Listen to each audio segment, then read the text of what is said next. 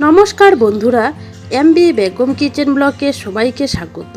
আজকে আমি আপনাদের সাথে শেয়ার করব আলুর পমপম। এই আলুর পমপমটা বাচ্চা থেকে বড় সবাই খেতে পছন্দ করবে। তাহলে চলো দেরি না করে দেখে নিই আমি এই আলুর পমপমটা কি করে তৈরি করেছি।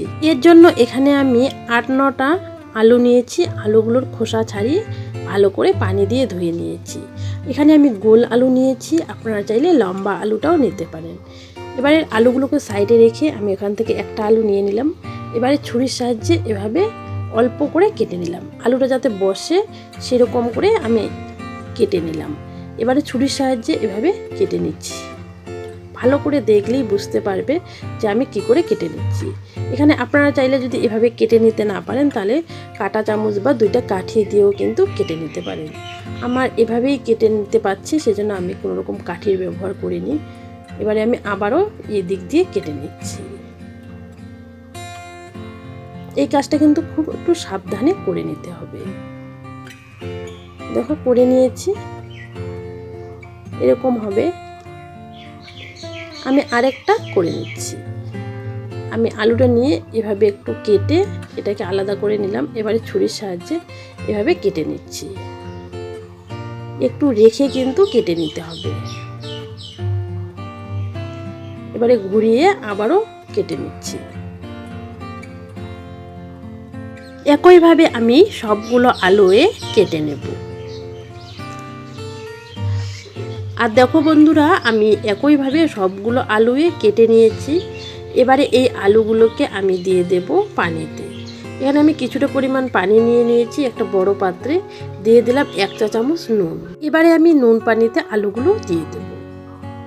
নুন পানিতে 40 মিনিটের মতো আলুগুলো থাকলেই কিন্তু আলুগুলো একটু নরম হয়ে যাবে। আর আলুর যে কেটে নিয়েছি পমপমগুলো সেগুলোও কিন্তু আলাদা হয়ে যাবে। এদিকে একটা আমি বড় পাত্র নিয়ে নিয়েছি। এই পাত্রে আমি দিয়ে দেব কিছুটা পরিমাণ কর্নফ্লাওয়ার। এখানে আমার কাছে 2 চা চামচের একটু বেশি কর্নফ্লাওয়ার আছে, সেজন্য এখানে আমি চালের গুঁড়ো অ্যাড করেছি 2 চা চামচ। আপনাদের কাছে যদি কর্নফ্লাওয়ার থাকে তাহলে কিন্তু রেসিপিটা কর্নফ্লাওয়ার দিয়ে করে নেবেন। আর যদি কর্নফ্লাওয়ার না থাকে তাহলে চালের গুঁড়ো দিয়েও কিন্তু এটা করে নিতে পারবেন। আমি 2 চা চামচ চালের গুঁড়ো এখানে অ্যাড করে নিলাম।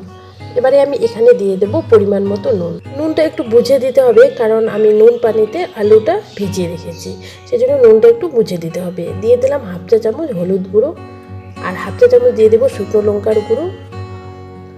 1/2 চা চামচ এখানে আমি দিয়ে দিচ্ছি ভাজা জিরের গুঁড়ো। আর আমি এখানে দিয়ে দিচ্ছি চটপটা ফ্লেভারের জন্য চাট মশলা 1/2 চা চামচ। আপনারা চাইলে কিন্তু 1 প্যাকেট ম্যাগি মশলাও দিতে পারেন। ম্যাগি মশলাতেও কিন্তু স্বাদটা ভালো আসে। এবারে ভালো করে মিশিয়ে নিচ্ছি। শুকনোভাবে ভালো করে মিশিয়ে এটাকে আমি এবারে সাইডে রেখে দেব। আর এদিকে কিন্তু আলুটা এখনও কিন্তু 40 মিনিট হয়নি, এখনও কিন্তু পমপমগুলো খুলেনি। এটাকে আমি আবারও রেখে দেব। 40 মিনিট পরে আমি ফিরে আসছি। 40 মিনিট পরে ফিরে আসলাম, আর আলুটা কিন্তু নরম হয়ে গেছে, যেহেতু আমি নুন পানিতে রেখেছি। আর দেখো লেয়ারগুলো কিন্তু আলাদা আলাদা হয়ে গেছে, পমপমটা কিন্তু সুন্দর বের হয়ে গেছে। এবারে আমি এই আলুগুলোকে পানি ঝরিয়ে তুলে নেব পানি থেকে। এর জন্য আমি পানিটাকে ভালো করে এভাবে ঝেড়ে ঝেড়ে তুলে নেব একটা প্লেটে। পানিটা কিন্তু ভালো করে ঝেড়ে তুলে নিতে হবে।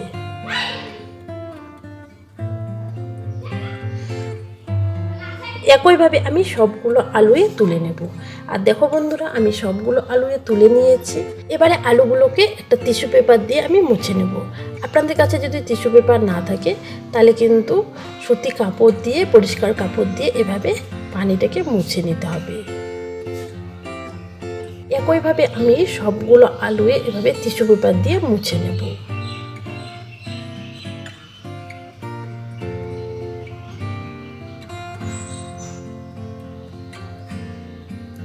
মুছে নেওয়া আলুটা নিয়ে নিলাম, আর নিয়ে নিলাম কর্নফ্লাওয়ারটা। কর্নফ্লাওয়ারে যে মশলা মাখিয়ে রেখেছি সেই কর্নফ্লাওয়ারটা। এবারে কর্নফ্লাওয়ারটাকে ভালো করে আলুর মধ্যে দিয়ে এভাবে মাখিয়ে নিতে হবে। ভালো করে কিন্তু মাখিয়ে নিতে হবে। মাখিয়ে নিয়ে এভাবে একটু ঝেড়ে নিতে হবে।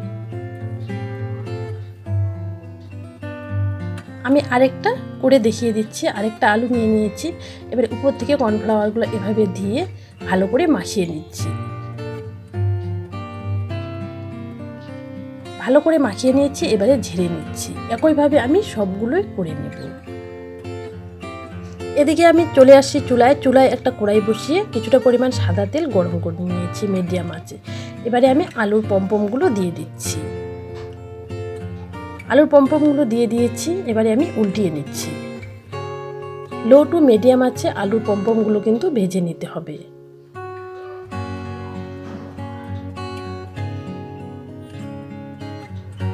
আবারও আমি এগুলোকে এই পাশটা হতে দেব। আমি আবারও উল্টিয়ে নিচ্ছি, আর এগুলোকে কিন্তু উল্টিয়ে পাল্টিয়ে সুন্দর একটা গোল্ডেন কালার না আসা পর্যন্ত ভেজে নিতে হবে। আমার এই আলুর পমপম রেসিপিটা আপনাদের যদি ভালো লাগে লাইক কমেন্ট শেয়ার করবেন। আর আমার চ্যানেলে নতুন নতুন রেসিপি পেতে চ্যানেলটাকে সাবস্ক্রাইব করে পাশে থাকা বেল আইকনটা ক্লিক করে নেবেন। আমি যখনই কোনো নতুন ভিডিও আপলোড করব সবার প্রথমে আপনার কাছে নোটিফিকেশন পৌঁছে যাবে। আর এগুলোকে আমি উল্টিয়ে পাল্টিয়ে মুচমুচে করে ভেজে নিয়েছি। আর আলুর এই পমপমগুলো সেদ্ধ হয়েছে কি না আপনারা কীভাবে বুঝবেন? এভাবে একটা কাঠি নেবেন, কাঠি নিয়ে এভাবে ঢুকিয়ে দেবেন। দেখো বন্ধুরা, কাঠিটা কিন্তু ইজিলি ঢুকে যাচ্ছে, আবার বাইর হয়ে যাচ্ছে, তার মানে আলুটা কিন্তু ঠিকভাবে সেদ্ধ হয়ে গেছে। এবারে আমি তেল ঝরিয়ে এগুলোকে তুলে নেব।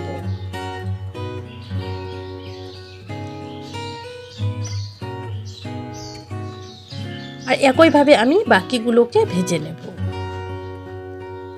আমি সবগুলোই ভেজে নিয়েছি। আর আলুর পমপম কিন্তু আমার একদম রেডি পরিবেশনের জন্য। আলুর চিপস তো আপনারা অনেকভাবেই খেয়েছেন, এইভাবে একবার হলেও খেয়ে দেখবেন। এটা বাচ্চা থেকে বড় সবাই পছন্দ করবে। আর দেখো বন্ধুরা, এই আলুর পমপমটা কতটা মুচমুচে হয়েছে। এটা বাড়িতে অবশ্যই একদিন ট্রাই করবেন, আর খেয়ে কেমন লেগেছে আমার কমেন্ট বক্সে কমেন্ট করে জানাবেন। আজকের মতো এখানে বিদায় নিলাম। আপনারা যে যেখানে আছেন ভালো থাকবেন, সুস্থ থাকবেন। বাই বাই বন্ধুরা।